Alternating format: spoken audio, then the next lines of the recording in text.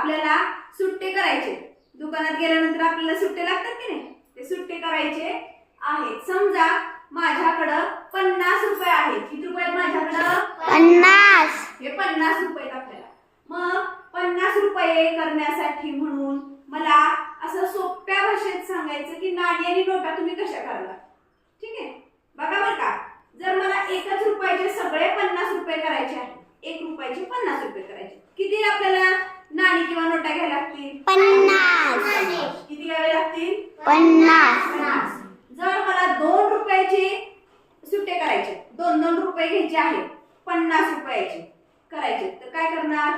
25.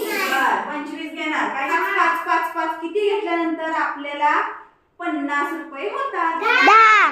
5 10. Okay.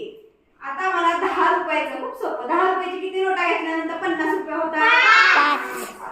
Very good.